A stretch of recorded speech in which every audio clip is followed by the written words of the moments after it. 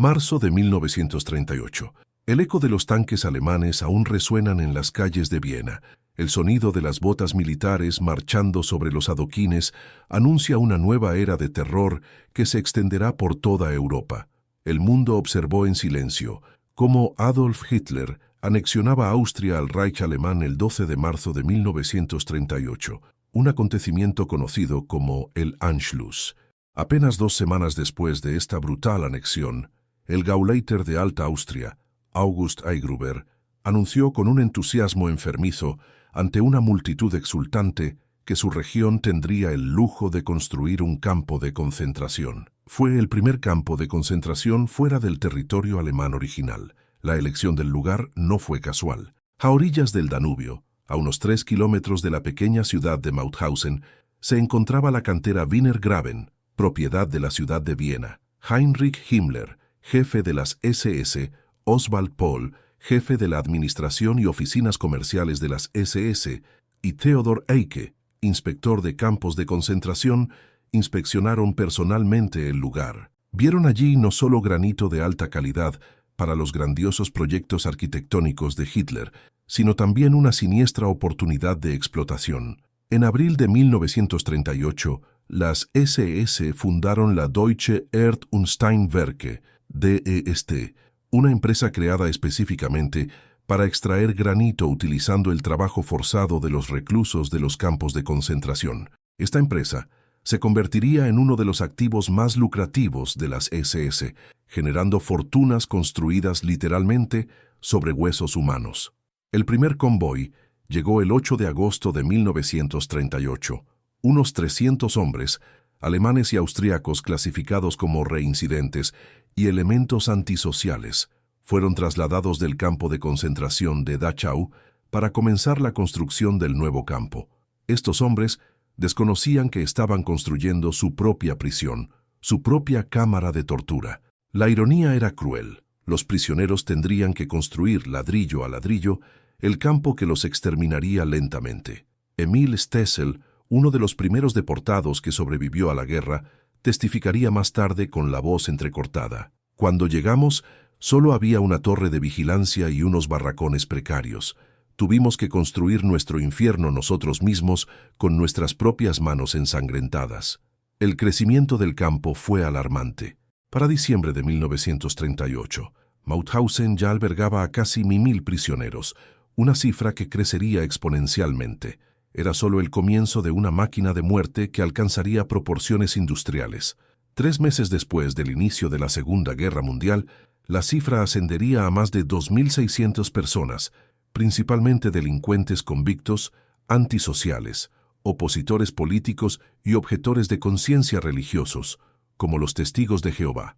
Aquellos 300 hombres que llegaron en agosto de 1938 no tenían ni idea de que estaban construyendo uno de los campos de concentración más mortíferos de la historia. Si esta historia te conmovió, suscríbete al canal para descubrir más historias que casi se han borrado de la memoria. Tu me gusta ayuda a mantener vivas las historias de quienes ya no pueden contarlas. En enero de 1941, las SS designaron a Mauthausen como un campo de concentración de categoría 3, en el que las SS encarcelaban únicamente a aquellos prisioneros que la RSHA consideraba gravemente incriminados, especialmente criminales y antisociales previamente condenados, es decir, detenidos por protección que tenían solo un potencial remoto de reforma. El campo fue diseñado desde el principio con una filosofía específica: Rückkehr unerwünscht, retorno no deseado. Esta frase aparecía en los expedientes de prácticamente todos los presos.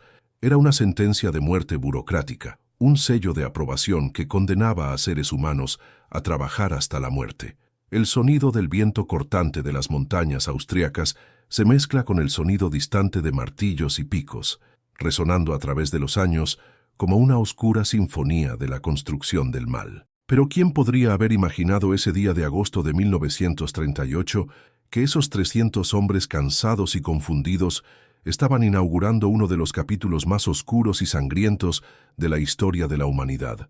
¿Qué haría a Mauthausen diferente, más cruel y más mortífero que todos los demás campos de concentración nazis que surgirían por toda Europa. El sonido de pesadas piedras chocando entre sí resuena en el valle silencioso.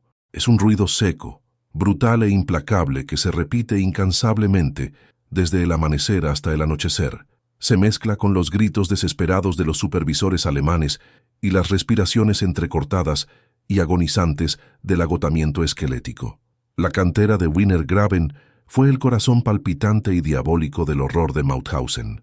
Allí decenas de miles de prisioneros fueron literalmente sometidos a trabajo hasta la muerte, cargando pesados bloques de granito sobre sus espaldas encorvadas y heridas, obligados a subir 186 escalones irregulares y peligrosos excavados en la propia roca viva. Algunos escalones tenían medio metro de altura, lo que convertía cada escalón en una tortura personal. Los sádicos guardias de las SS, aburridos de la rutina de la muerte, idearon macabras competiciones, apostando dinero a qué prisionero llegaría primero a la cima cargando bloques de 25 kilogramos.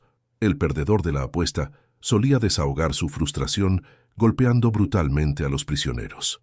A menudo, los bloques de granito caían de las espaldas de los hombres exhaustos, aplastando las extremidades y los cuerpos de sus compañeros, a veces matándolos instantáneamente. El trabajo en la cantera comenzaba incluso antes del amanecer. Interminables filas de hombres esqueléticos descendían a la cantera en la gélida y penetrante oscuridad del invierno austriaco. El contraste era brutal e irónicamente hermoso. Al otro lado de la alambrada, las montañas nevadas parecían una postal idílica. Abajo, en la cantera, la gente era sometida a trabajo forzado sistemático hasta la muerte en condiciones infrahumanas. Las extenuantes jornadas laborales solían durar 11 horas en el abrasador verano y 9 horas en el gélido invierno. Heinrich Himmler había dado instrucciones específicas y diabólicas. Los prisioneros debían usar únicamente las herramientas más primitivas posibles. Siempre que fuera posible, debían trabajar únicamente con sus propias manos ensangrentadas, siguiendo su filosofía de Primitiv Bauweise, trabajo primitivo. Dado que los bloques de piedra se extraían del acantilado con herramientas inadecuadas, los prisioneros se veían obligados a romperlos en fragmentos más pequeños con martillos inadecuados. Luego, los obligaban a cargar estos pesados fragmentos por los 186 escalones de la Todesstiege, la infame escalera de la muerte. Debían ascender 31 metros de altitud mientras eran perseguidos y golpeados constantemente por las SS. Jan Karski, un preso político polaco que sobrevivió milagrosamente a la guerra, relató más tarde con lágrimas en los ojos: las escaleras de la muerte no eran solo un lugar de trabajos forzados, eran un instrumento diabólico de tortura lenta. Veíamos morir a hombres a diario en esas malditas escaleras. Sus cuerpos simplemente cedían bajo el peso de las piedras y la desesperación. Era como ver almas destrozadas.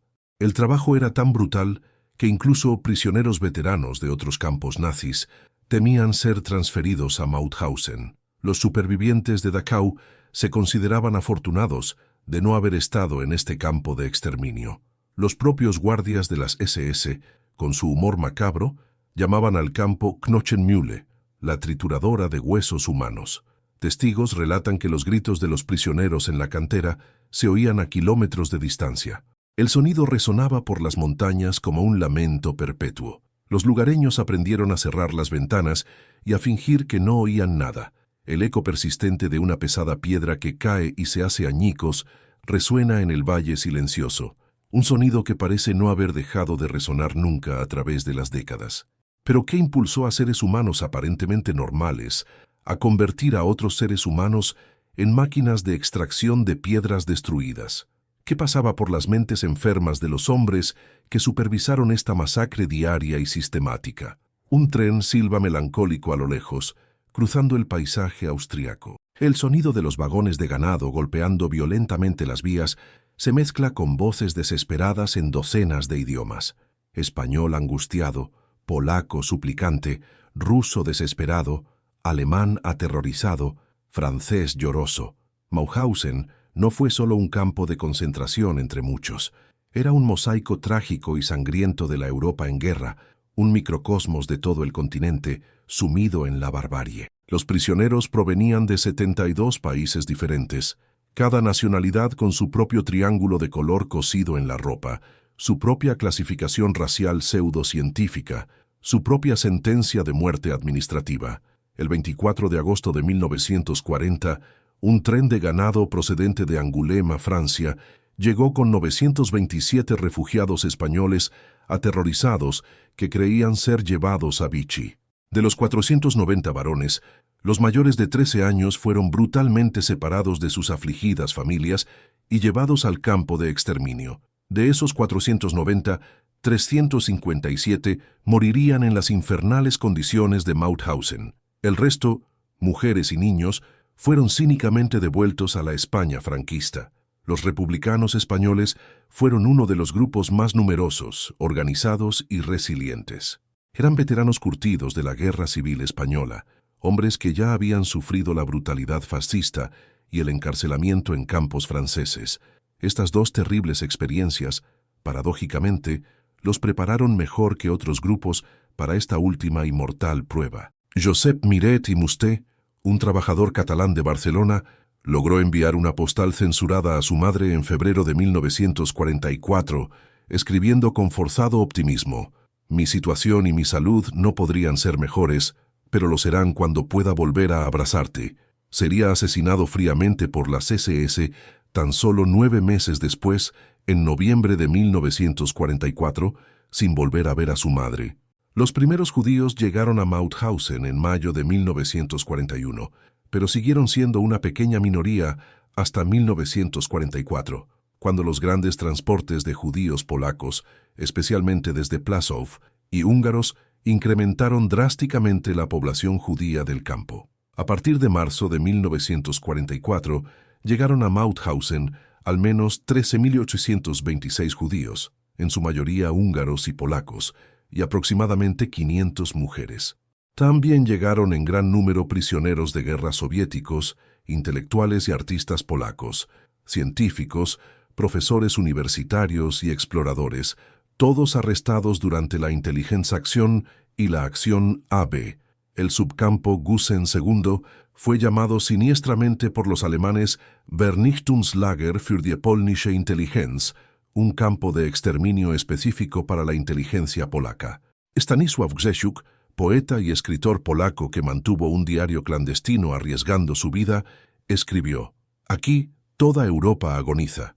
Hablamos docenas de idiomas diferentes, pero nuestro dolor solo habla uno, el idioma universal del sufrimiento humano». Cada persona que llegaba en los transportes traía consigo una vida brutalmente interrumpida, sueños destrozados para siempre, familias fracturadas por la violencia. Las SS y la policía encarcelaron a la abrumadora mayoría de los republicanos españoles, más de 7.000 hombres, en Mauthausen entre 1940 y 1941, mientras que miembros individuales de las fuerzas antifranquistas seguían llegando al campo. David Wingate Pike, experto en la comunidad española de Mauthausen, señaló que un testigo no español, Michel de Board, dijo del colectivo español que solo este, hasta 1943, tenía el carácter de una organización sólida en la que se unían comunistas con anarquistas, socialistas y republicanos. El viento transporta fragmentos fantasmales de conversaciones en distintos idiomas, como ecos eternos de vidas perdidas que se niegan a ser silenciadas por completo. Pero ¿cómo era humanamente posible mantener a tanta gente diferente, de tantas nacionalidades e ideologías, encarcelada en un solo lugar? ¿Qué sistema diabólico y eficiente podría gestionar tal diversidad humana en medio del horror más absoluto? El estridente y brutal sonido de un silbato rasga el gélido silencio del amanecer austriaco. Pasos apresurados y desesperados sobre el hormigón helado. Gritos autoritarios en alemán cortan el aire frío como cuchillas, seguidos del sordo sonido de golpes y gemidos de dolor. El terror en Mauthausen no era solo físico, sino también psicológico, cuidadosamente diseñado y calculado científicamente. Las SS habían perfeccionado con precisión alemana el arte diabólico de quebrar por completo el espíritu humano antes de destruir metódicamente el cuerpo. Era una máquina de deshumanización que operaba con eficiencia industrial. Todos los presos, sin excepción, llevaban en sus expedientes la siniestra instrucción oficial, Rückkehr unerwünscht, retorno no deseado. Era una fría y burocrática sentencia de muerte, impresa administrativamente en cada expediente personal. Esta clasificación implicaba que los presos debían trabajar hasta la muerte. Franz Sireis comandó este régimen de terror personal con brutal eficiencia y orgullo profesional. Nacido en Múnich el 13 de agosto de 1905, Sireis sirvió en el ejército alemán durante 12 años antes de unirse voluntariamente a las SS el 30 de septiembre de 1936. Theodor Eicke, el temido inspector de campos de concentración, lo eligió personalmente para comandar Mauthausen el 9 de febrero de 1939, en sustitución de Albert Sauer. El muro del paracaidista fue una de las torturas más sádicas y cinematográficas ideadas por los guardias. Los prisioneros que milagrosamente sobrevivían a la mortal subida por la escalera de la muerte eran cruelmente obligados a saltar desde la alta cornisa de la cantera hacia una muerte segura en las rocas escarpadas del suelo. Las SS lo llamaban cínicamente Fallschirmspringerschanze, salto en paracaídas. En 1944, demostrando un sadismo refinado, las SS llevaron a 47 oficiales prisioneros holandeses, estadounidenses e ingleses, completamente descalzos, al fondo helado de la cantera. En su primer ascenso por los 186 escalones empinados, fueron obligados sádicamente a cargar piedras de 25 kilogramos a la espalda, mientras los guardias apostaban cuántos llegarían vivos a la cima. Martin Baranek, un superviviente que vivió los horrores del campo de trabajos forzados de Starachowice y los campos de exterminio de Auschwitz, llegó a Mauthausen en 1945 durante las evacuaciones finales y quedó completamente conmocionado. Mauthausen no se parecía a ningún otro lugar que hubiera conocido, un lugar de tortura física y mental inimaginable. Extrañábamos muchísimo la sopa aguada y el pan desmenuzado de Auschwitz-Birkenau. Los castigos colectivos eran frecuentes y arbitrarios. Cuando un solo prisionero era acusado de sabotaje, robo o resistencia, todo el cuartel, compuesto por 200 hombres, permanecía de pie en el gélido patio durante horas interminables, sin importar las brutales condiciones climáticas. El frío glacial de las montañas austríacas era tan letal como la hambruna sistemática. Los sobrevivientes relatan con horror que Sireis, en una muestra de crueldad familiar, permitió que su hijo menor de edad disparara a prisioneros con una escopeta, tratando a los seres humanos como si fueran tiro al blanco. La brutalidad se había convertido literalmente en un espectáculo familiar, transmitido de padres a hijos como una tradición. Heinrich Himmler dio personalmente la orden de cargar una piedra de 45 kilos sobre la espalda de un prisionero y obligarlo a correr con ella hasta que cayera muerto. Himmler les ordenó establecer una compañía de trabajos forzados basada en este sistema diabólico. Los prisioneros debían arrastrar piedras hasta desplomarse, luego eran fusilados y sus registros se registraban como intento de fuga. El eco fantasmal de las botas militares en marcha resuena por los pasillos vacíos del campamento, un sonido que parece no haber dejado nunca de reverberar a través de las décadas. Pero ¿de dónde surgió tal crueldad sistemática y organizada? ¿Cómo pudieron seres humanos aparentemente normales transformarse voluntariamente en eficientes máquinas de tortura? ¿Y quiénes eran realmente los hombres detrás de los impecables uniformes de las SS? El elegante sonido de una limusina Mercedes-Benz ascendiendo con cuidado por la colina nevada. Las puertas de hierro se abren con un crujido metálico, pasos firmes y autoritarios sobre piedra pulida. Una voz fría y autoritaria da órdenes precisas en un alemán impecable. El 27 de abril de 1941, una delegación especial y siniestra visitó Mauthausen para una inspección oficial. Heinrich Himmler, el todopoderoso jefe de las SS y artífice del Holocausto, acompañado por Franz Sireis, inspeccionó personalmente la cantera de Wiener Graben y se mostró visiblemente complacido con su mortífera eficacia. Para Himmler, lo que presenció no fue un horror inaceptable, sino una eficiencia admirable. progreso científico aplicado a la solución de la cuestión racial. Franz Ziereis había transformado sistemáticamente Mauthausen en su reino personal y absoluto de terror organizado. Ascendido a SS Standartenführer el 20 de abril de 1944 por sus logros excepcionales como comandante del campo, encarnaba a la perfección lo que Hannah Arendt llamaría la banalidad del mal, la transformación de las atrocidades en rutina administrativa. En su último y agonizante testimonio, mientras agonizaba bajo el fuego estadounidense, Ziereis admitiría con una frialdad impactante: aunque todo castigo corporal debía ser teóricamente aprobado por Berlín, a menudo golpeaba a los prisioneros simplemente por placer personal. La violencia se había convertido literalmente en una adicción, una droga psicológica de la que dependía. Entre 1939 y 1945, más de 10.000 guardias de las SS sirvieron en el complejo ampliado de Mauthausen. 8 de ellos son conocidos por su nombre gracias a los registros conservados. Eran hombres aparentemente comunes que se convirtieron en verdugos profesionales, obreros de fábrica desempleados, comerciantes en quiebra, funcionarios frustrados, jóvenes en busca de aventura y poder. El doctor Eduard Krebsbach, apodado cínicamente Dr. Spritzbach por los prisioneros debido a sus inyecciones letales, fue el médico jefe del campo, quien prostituyó por completo su formación médica. Según el testimonio final de Ziereis, fue Krebsbach quien ordenó personalmente la construcción de la cámara de gas, cuidadosamente camuflada como una casa de baños.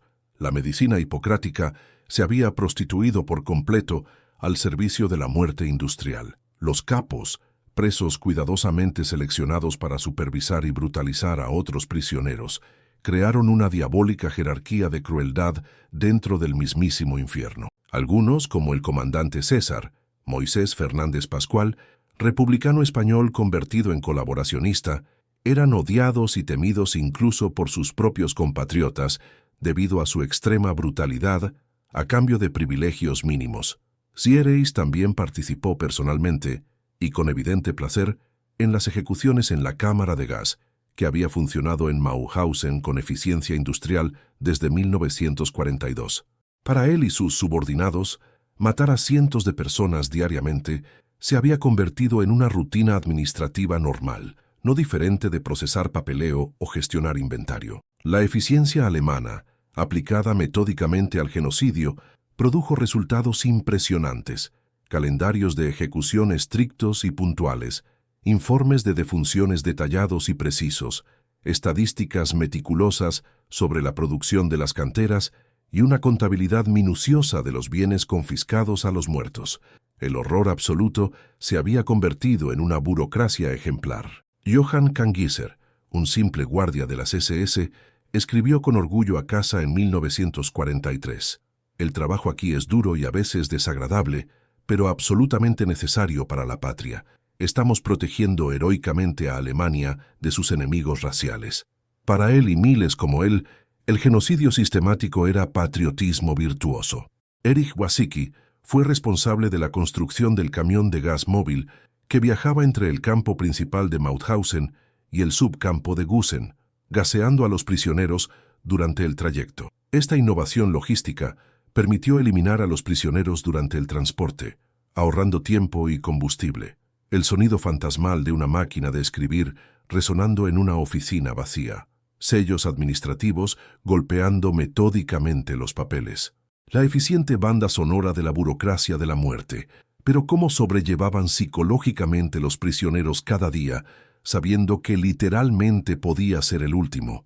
¿Cómo era humanamente posible mantener la cordura en medio de una inhumanidad tan sistemática y organizada? Un amanecer gélido. El sonido de toses secas y enfermizas y gemidos de dolor resuena entre las tiendas abarrotadas. El olor acre y nauseabundo de los cuerpos inmundos amontonados se mezcla con el frío penetrante que penetra implacablemente por las grietas de la madera podrida.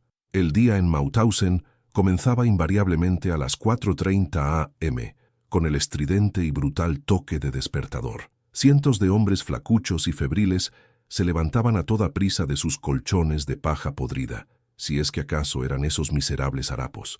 Martin Baranek describió con dolorosa precisión cómo los recién llegados eran obligados a dormir amontonados sobre el suelo helado como arenques humanos en una lata. La comida era casi inexistente en este campamento maldito. La gente caía muerta a nuestro alrededor todo el tiempo, como hojas secas en otoño. Recordaría Baranek décadas después, aún visiblemente traumatizado. La inanición sistemática y calculada era un arma tan letal como las balas, pero más barata y eficiente para los administradores. El desayuno diario consistía únicamente en agua caliente color café y un pequeño trozo de pan negro industrial, a menudo visiblemente mohoso e infestado de gusanos. El almuerzo, cuando estaba disponible, era una sopa aguada y rancia con algunos trozos flotantes de patata podrida o nabos podridos. La cena repetía el mismo patrón miserable, creando un ciclo de hambre perpetua. Más de 15,000 niños, niñas y jóvenes, y más de 10,000 mujeres fueron detenidos a lo largo de los años. Las condiciones para las mujeres eran aún más inhumanas y degradantes.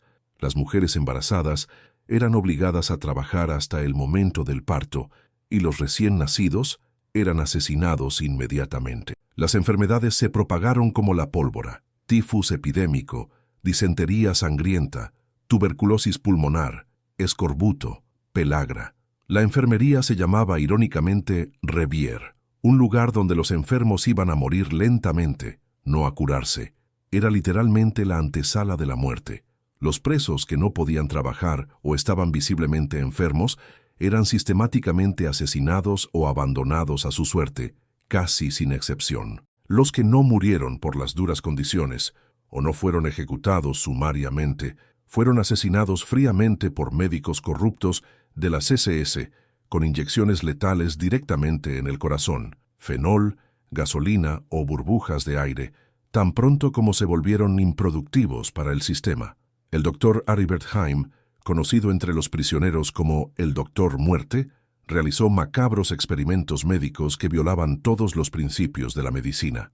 Inyectaba gasolina directamente en el corazón de sus víctimas conscientes para medir científicamente cuánto tiempo tardaban en morir en agonía. La medicina nazi había perdido por completo su alma hipocrática, pero no todo fue desesperación absoluta y deshumanización total. Pequeños actos heroicos de resistencia y solidaridad mantuvieron viva milagrosamente la chispa de la humanidad. Los presos compartieron voluntariamente sus escasas raciones con los más débiles, organizados en secreto en clases de alfabetización clandestinas, y mantuvieron con valentía sus tradiciones religiosas y culturales, incluso bajo pena de muerte. Simon Wiesenthal, el futuro despiadado cazador de nazis, sobrevivió a los horrores de Mauthausen únicamente gracias a la solidaridad de sus compañeros de prisión, quienes compartieron comida e información. Años más tarde, diría con emoción: lo que me mantuvo con vida no fue solo la suerte ciega, sino la perseverante solidaridad humana en medio del infierno absoluto. Hans Marschalek, preso político socialista austriaco, mantuvo registros detallados y en secreto de cada atrocidad que presenció, arriesgando su vida a diario. Sus cuadernos clandestinos se convertirían en evidencia histórica crucial en los juicios de posguerra. El sonido solitario y melancólico de una cuchara de metal que raspa persistentemente el fondo de un cuenco vacío resuena en la silenciosa tienda, como un canto fúnebre de hambre. Pero ¿cómo se sustentaba económicamente esta máquina de muerte industrial? ¿Quién se beneficiaba realmente del sufrimiento y la muerte sistemáticos de cientos de miles de personas? El rugido ensordecedor de los motores de los cazas Messerschmitt M262 se mezcla con el estruendo industrial y metálico de la maquinaria pesada que opera día y noche. Las máquinas de soldar eléctricas crepitan constantemente. El progreso tecnológico alemán se alimenta, literalmente, de sangre de esclavos. Mauthausen no fue solo un campo de exterminio entre muchos. También fue una gigantesca y lucrativa fábrica de mano de obra esclava que generó fortunas para docenas de empresas alemanas y austriacas. La producción total de Mauthausen y sus subcampos superó con creces la de cada uno de los otros 5 grandes centros de trabajo esclavo: Auschwitz-Birkenau, Flossenbürg, Gross-Rosen, Marburgo y Natzweiler-Struthof, tanto en términos de producción industrial como de astronómicos beneficios netos. A medida que la guerra se intensificaba y la mano de obra escaseaba en Alemania, el trabajo forzado y gratuito de los prisioneros se volvió cada vez más importante y rentable, especialmente en las industrias relacionadas con la producción de armamento. El número de prisioneros en Mauthausen y sus subcampos aumentó constantemente para satisfacer la insaciable demanda de mano de obra esclava.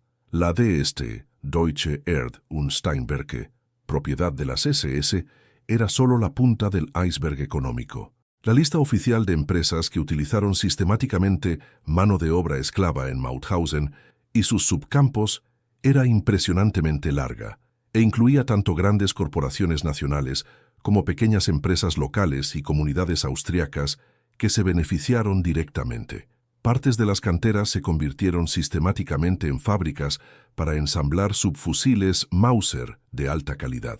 En 1943, se construyó una fábrica subterránea totalmente equipada para la empresa Steyr-Daimler-Puch en el subcampo de Gusen, utilizando exclusivamente mano de obra esclava.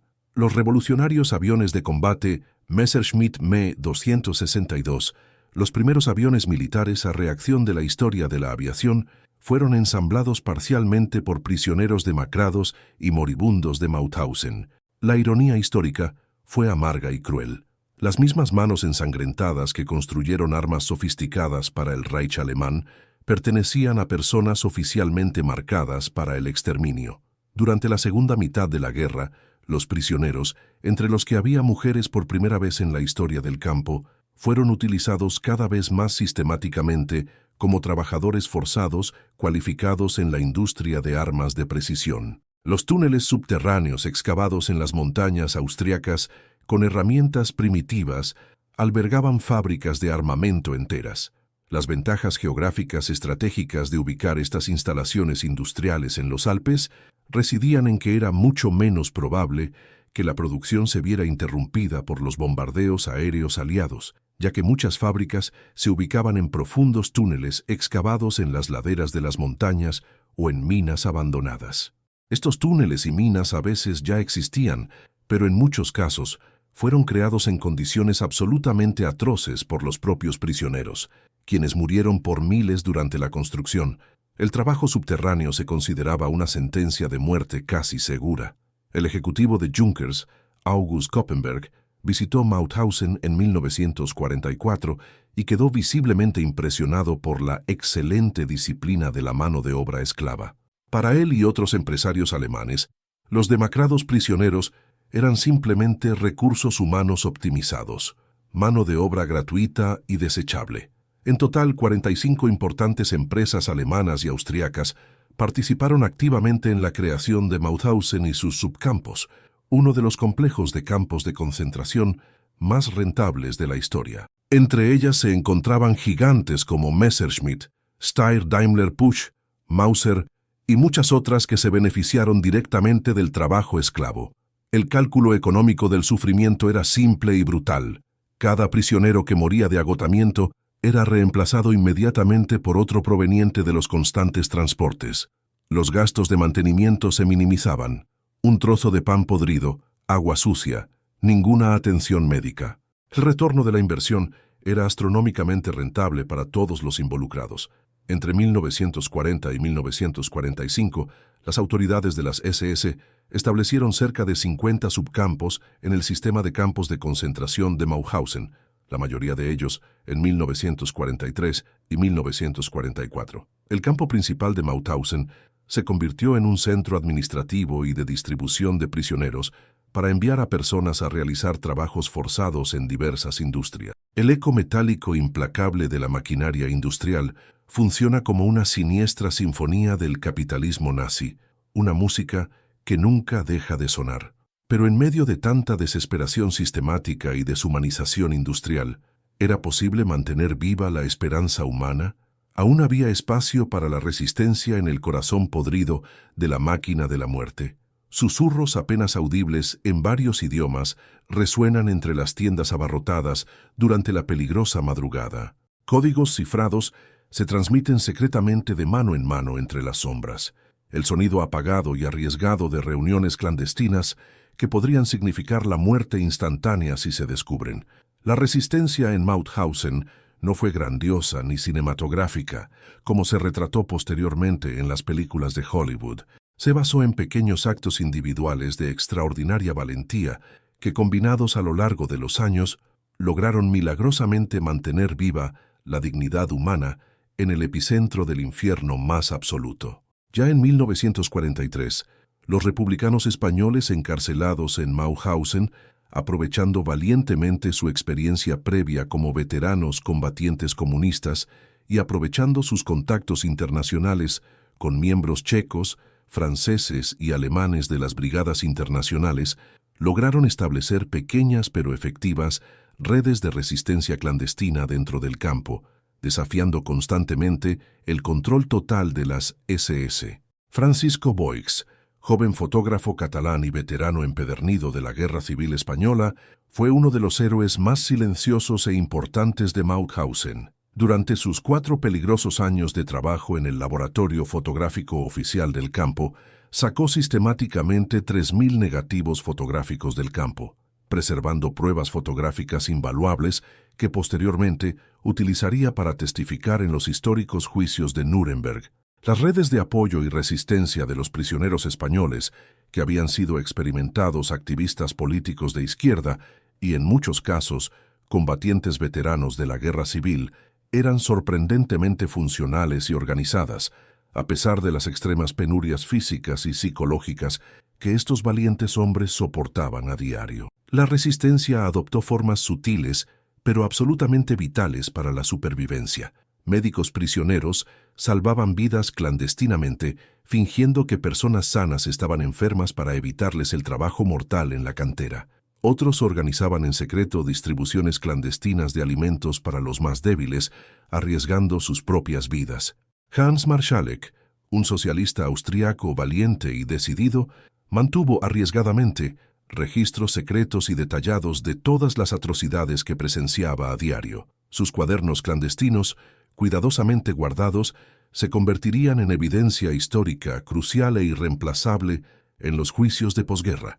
Cada convoy de prisioneros que llegaba al campo contaba clandestinamente con una junta directiva oculta formada por miembros del Partido Comunista Español, PSE, o del Partido Socialista Unificado de Cataluña, PSUC. Testificó años después un superviviente, revelando la impresionante organización. Los comunistas históricos, los anarquistas radicales y los republicanos burgueses dejaron de lado pragmáticamente sus diferencias ideológicas fundamentales tras haber sido enemigos mortales en España en 1937. Tuvieron que olvidar temporalmente sus ideologías en una situación de vida o muerte, reconociendo que lo importante era encontrar formas prácticas de sobrevivir colectivamente.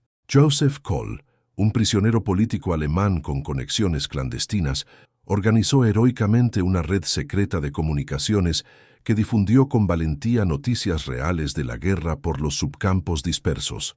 Saber con certeza que los aliados avanzaban victoriosamente nos dio la fuerza psicológica para soportar otro día terrible, recordaría con emoción años después. La religión también se convirtió en una poderosa forma de resistencia espiritual. Sacerdotes católicos clandestinos, rabinos judíos secretos y valientes pastores protestantes realizaban arriesgadas ceremonias religiosas secretas, manteniendo milagrosamente viva la fe trascendente en medio de la más absoluta barbarie. El superviviente español Abraham Goldfarb testificó sobre la solidaridad. La gran mayoría de quienes conocieron a los españoles en Mauthausen elogian su heroico comportamiento. Solo hay 2 referencias críticas a su conducta, pero las descarto por considerarlas fruto del resentimiento. A pesar de las terribles limitaciones, existía una genuina solidaridad y una resistencia organizada entre los presos de diferentes nacionalidades. Era una resistencia necesariamente silenciosa y cautelosa, pero absolutamente inquebrantable en su esencia humana. El sonido suave y arriesgado de una oración murmurada en hebreo se mezcla melodiosamente con una canción revolucionaria de resistencia cantada suavemente en español, pero ¿Podrían todos estos actos heroicos de valentía y resistencia sobrevivir a la prueba definitiva de la guerra? ¿Qué ocurriría cuando los aparentemente eternos muros de Mauthausen finalmente cayeran? 3 de mayo de 1945. El lejano pero creciente sonido de los motores de los tanques estadounidenses resuena prometedor en las nevadas montañas austriacas. La guerra finalmente había terminado, pero el horror diario de Mauthausen continuaba implacable. Los veteranos oficiales de las SS pronto se dieron cuenta de que la guerra estaba definitivamente perdida. Cobardemente, huyeron de Mauthausen el 3 de mayo de 1945, abandonando sus puestos y destruyendo documentos incriminatorios. Finalmente, tras años de terror, los prisioneros fueron liberados de sus torturadores uniformados. Durante 2 días de agonía, los prisioneros supervivientes esperaron con ansiedad. Un comité internacional improvisado, valientemente organizado por los propios prisioneros a finales de abril, asumió precariamente el control administrativo del campo abandonado. Era la primera vez en 7 largos años que eran dueños de su propio destino. El 5 de mayo de 1945, las unidades liberadoras del 41, su escuadrón de reconocimiento de caballería de la 11ª División Blindada estadounidense, perteneciente al poderoso Tercer Ejército del general Patton, finalmente llegaron a las puertas de Mauthausen. La verdadera libertad finalmente había llegado, pero ¿qué clase de libertad era aquella para hombres que apenas recordaban lo que era ser humano? Los jóvenes e inexpertos soldados estadounidenses no estaban en absoluto preparados para lo que encontraron al otro lado de las puertas. Las fuerzas estadounidenses descubrieron cientos de cadáveres en descomposición esparcidos por todo el campo. Más de 15.000 cuerpos tuvieron que ser enterrados urgentemente en fosas comunes para prevenir epidemias. Una enorme pancarta improvisada, decorada con las palabras manuscritas «Antifascistas españoles saludan a las fuerzas aliadas», ondeaba dramáticamente sobre la columna de conmocionados soldados estadounidenses. Fue a la vez un momento de triunfo histórico y de una devastación humana absoluta e indescriptible. El capitán Tim Taylor, un valiente oficial de la OSS, Oficina de Servicios Estratégicos, capturado durante una misión secreta y encarcelado en Mauthausen, soportó un mes absolutamente horrible en el campo antes de su liberación definitiva. La providencial llegada de los estadounidenses salvó a Taylor de una ejecución prácticamente segura. Debido a enfermedades avanzadas, desnutrición extrema e inanición total, aproximadamente 3.000 prisioneros murieron trágicamente en las semanas posteriores a la liberación.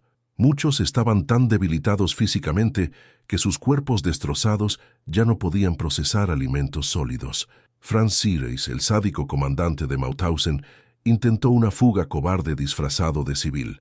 El 23 de mayo de 1945, decididos soldados estadounidenses lo encontraron a 160 kilómetros de distancia, escondido en su pabellón de caza, y le dispararon 3 veces en el estómago mientras intentaba escapar desesperadamente. Franz Seereis fue interrogado meticulosamente por Hans Marschalek, en presencia del comandante Richard R. Seibel de la 11ª División Blindada, durante un intenso periodo de 6 a 8 horas.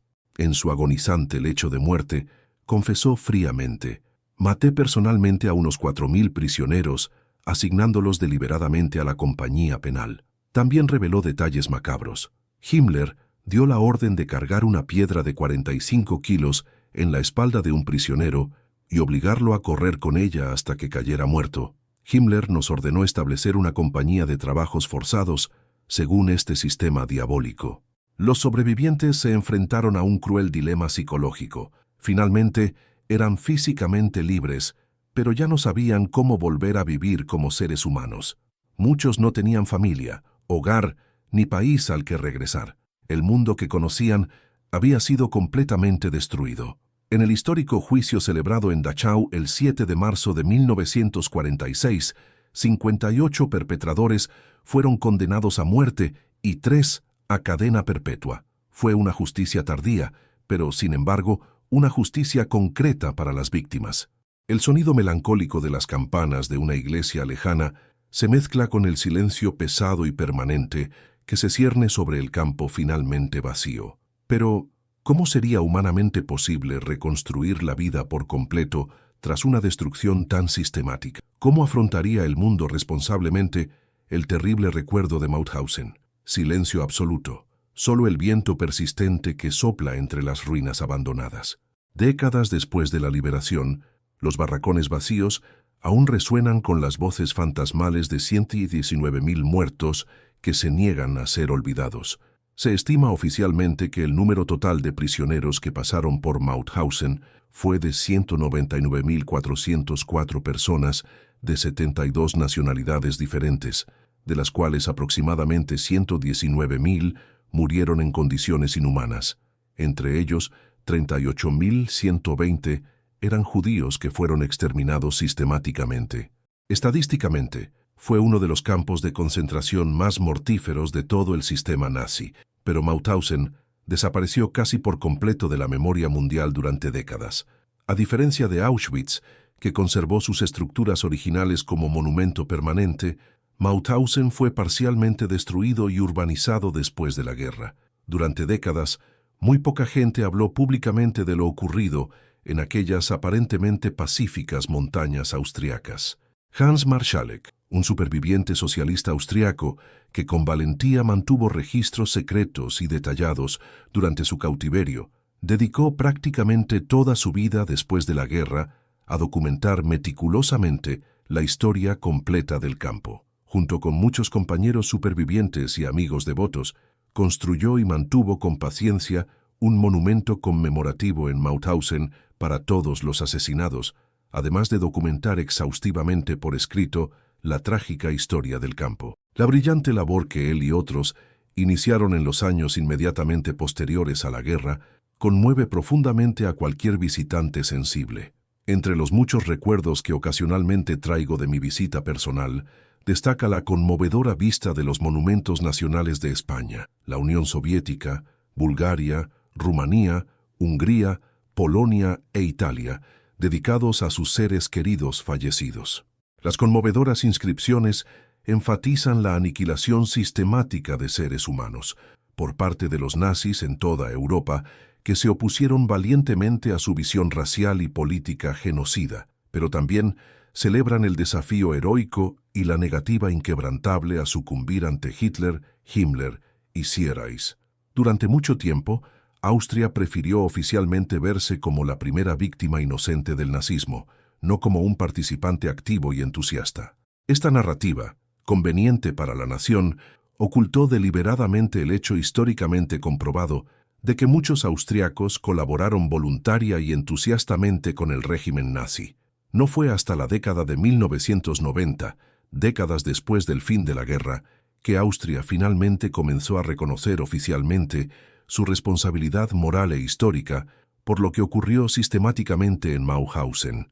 El campo finalmente obtuvo el estatus oficial de monumento conmemorativo nacional austriaco.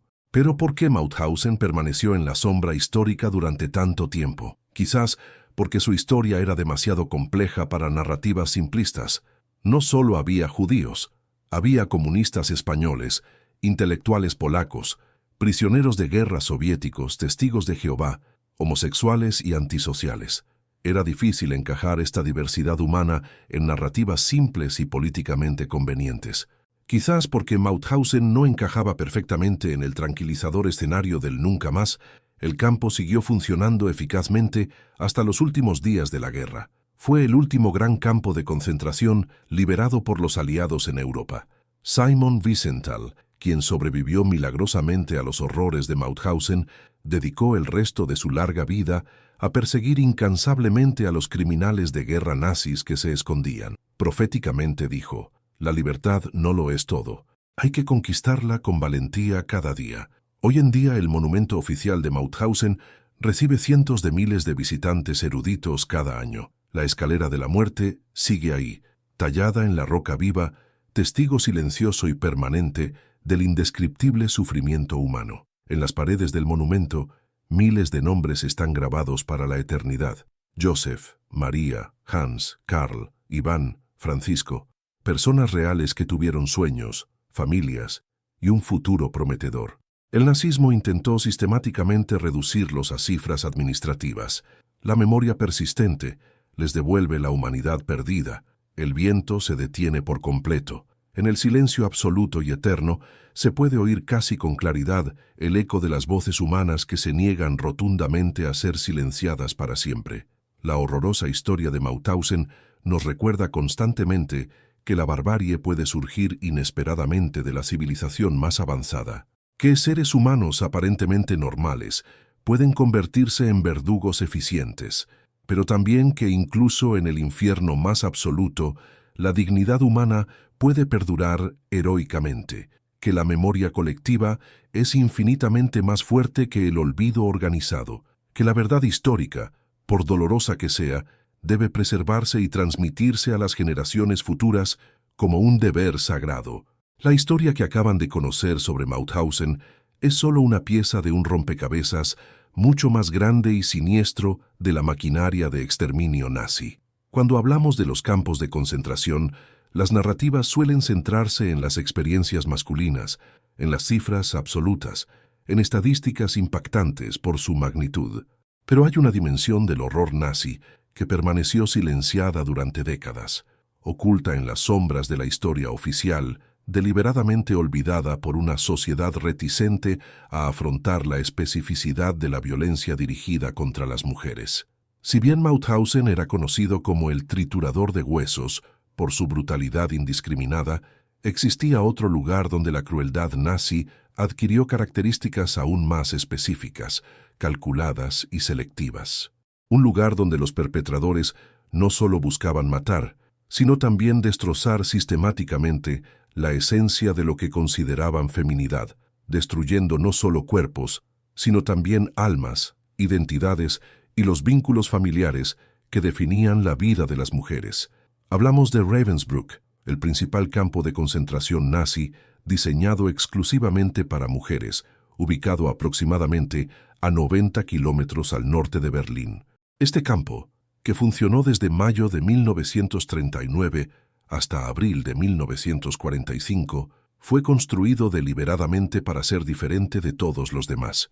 No era un campo más en la maquinaria de exterminio nazi, sino un laboratorio dedicado a la deshumanización femenina, un lugar donde los nazis experimentaron con formas específicas de tortura física y psicológica dirigidas específicamente a las mujeres. La historia de Ravensbrück es fundamentalmente diferente a la de Mauthausen, que acaban de conocer. Mientras que en Mauthausen presenciamos la brutalidad del trabajo forzado en la cantera, las escaleras de la muerte y la explotación industrial de los prisioneros, Ravensbrück revela una cara aún más siniestra del régimen nazi, la violencia de género sistemática, la explotación específica del cuerpo de las mujeres y la destrucción deliberada de los vínculos maternos y familiares. Imaginen por un momento, más de 130,000 mujeres y niños de más de 40 nacionalidades diferentes cruzaron las puertas de Ravensbrück, combatientes de la resistencia francesa que habían saboteado las líneas ferroviarias nazis, testigos de Jehová alemanes que se negaron a renunciar a su fe, mujeres romaníes perseguidas por su origen étnico, presas políticas polacas que lucharon por la independencia de su país, mujeres judías de toda Europa perseguidas simplemente por existir. Pero Ravensbrück no era solo un campo de detención, era un centro de horribles experimentos médicos realizados específicamente en cuerpos femeninos. Era un lugar donde las mujeres embarazadas eran obligadas a dar a luz en condiciones inhumanas, solo para ver a sus bebés asesinados inmediatamente. Era un lugar donde la prostitución forzada se institucionalizaba como parte del sistema de control. Era un laboratorio donde los nazis ponían a prueba los límites de la resistencia femenina, tanto física como psicológica. La especificidad de la violencia en Ravensbrück revela aspectos de la ideología nazi que a menudo permanecen ocultos cuando nos centramos únicamente en los campos mixtos o masculinos. Los nazis no veían a las mujeres únicamente como enemigas raciales o políticas, sino como amenazas específicas a la pureza racial alemana, como criadoras de elementos indeseables y como corruptoras de la moral aria. Las mujeres de Ravensbrück no solo sufrieron el hambre, las enfermedades, los trabajos forzados y la violencia que caracterizaron a todos los campos nazis. también sufrieron formas específicas de humillación y tortura.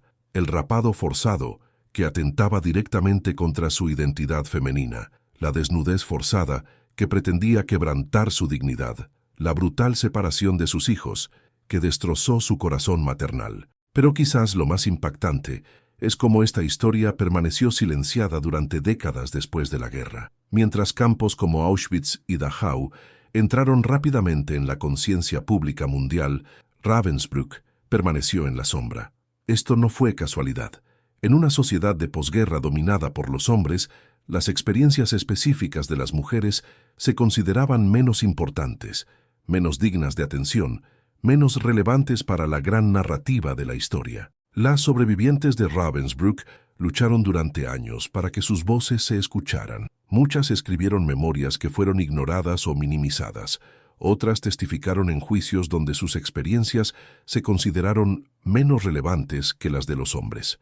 Algunas cargaron con su trauma en silencio durante décadas porque la sociedad no estaba preparada para escuchar sobre la violencia sexual sistemática, la explotación específica del cuerpo de las mujeres y las formas particulares de sufrimiento que habían enfrentado. La historia de Ravensbrück nos obliga a confrontar verdades incómodas sobre cómo recordamos el Holocausto. ¿Por qué se recuerda más a algunas víctimas que a otras? ¿Por qué algunas formas de sufrimiento se consideran más importantes o relevantes? ¿Por qué se ha minimizado o ignorado sistemáticamente la violencia dirigida específicamente a las mujeres? Al estudiar Ravensbrück, descubrimos no solo la crueldad nazi, sino también los prejuicios de nuestra propia sociedad. Descubrimos cómo el silenciamiento de las voces de las mujeres continuó mucho después de la liberación de los campos. Descubrimos cómo quienes tienen el poder de contar la historia escriben sus historias y cómo las experiencias de quienes carecen de ese poder a menudo desaparecen.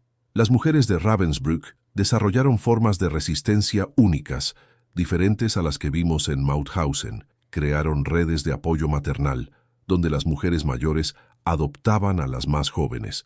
Desarrollaron sistemas de protección para los niños que lograron mantener con vida. Organizaron rituales religiosos clandestinos que sustentaron su fe. Mantuvieron tradiciones culturales que preservaron sus identidades nacionales y étnicas. Pero también se enfrentaron a dilemas morales específicos que los hombres en otros campos rara vez afrontaban. Las madres se vieron obligadas a elegir entre salvar sus vidas o intentar proteger a sus hijos. Las mujeres embarazadas tuvieron que decidir si ocultar su embarazo o someterse a la atención médica nazi. Las jóvenes fueron obligadas a mantener relaciones con los guardias para obtener comida extra para sus compañeras más débiles. La complejidad moral de estas situaciones revela dimensiones del sufrimiento humano que a menudo se simplifican en las narrativas tradicionales del Holocausto. Las mujeres de Ravensbrück nos muestran que la resistencia puede adoptar formas sutiles y específicas, que la supervivencia a veces exige dolorosas concesiones morales, que el heroísmo puede ser silencioso e invisible. Hoy, al finalmente comenzar a reconocer la importancia de la historia de Ravensbrück, descubrimos que nos enseña lecciones fundamentales sobre la naturaleza de la violencia, la resistencia y la memoria. Nos muestra cómo los regímenes autoritarios utilizan la violencia de género como herramienta de control político. Revela cómo el silenciamiento de las víctimas puede continuar durante décadas después de los crímenes originales. Nos enseña la importancia de escuchar todas las voces, especialmente las de aquellas que han sido históricamente marginadas. La historia de las mujeres de Ravensbrück no es solo una historia del pasado, sino una perspectiva a través de la cual podemos comprender las violaciones de derechos humanos que siguen ocurriendo hoy, en un mundo donde la violencia de género sigue siendo endémica, donde las voces de las mujeres a menudo son silenciadas y donde sus experiencias son sistemáticamente minimizadas. La historia de Ravensbrück sigue siendo de una relevancia urgente. Por lo tanto, es esencial que conozcan esta historia que se ha ocultado deliberadamente durante tanto tiempo. Es crucial que comprendan no solo lo que sucedió en ese campo, sino también por qué tardó tanto en contarse estas historias, por qué se silenciaron estas voces y qué nos enseña esto sobre nuestra responsabilidad de preservar y honrar la memoria del sufrimiento humano. En el video que se reproduce ahora en su pantalla, profundizaremos en la historia específica de Ravensbrück, desde su construcción como parte de la estrategia nazi de persecución de las mujeres, pasando por las experiencias diarias de los prisioneros, los horribles experimentos médicos, las formas únicas de resistencia que desarrollaron, hasta la liberación del campo y la larga lucha de los sobrevivientes para que finalmente sus voces sean escuchadas. Conocerás a mujeres extraordinarias como Gemma Gluck, quien organizó redes de resistencia médica, María Bielica, quien arriesgó su vida para salvar a otras prisioneras, y Corrie ten Boom, quien mantuvo su fe cristiana incluso en las condiciones más inhumanas. Descubrirás cómo estas mujeres, al enfrentarse a horrores específicos dirigidos contra ellas por su condición de mujeres, encontraron maneras de preservar su humanidad y dignidad. Esta es una historia que necesita ser contada, que merece ser conocida, que debe ser preservada. Es una historia sobre la fuerza del espíritu humano femenino, sobre la importancia de no permitir que ninguna voz sea silenciada, sobre nuestra responsabilidad colectiva de recordar y honrar a todas las víctimas del totalitarismo. Haz clic ahora en el vídeo sobre Ravensbrück y descubre la historia que la historia intentó silenciar.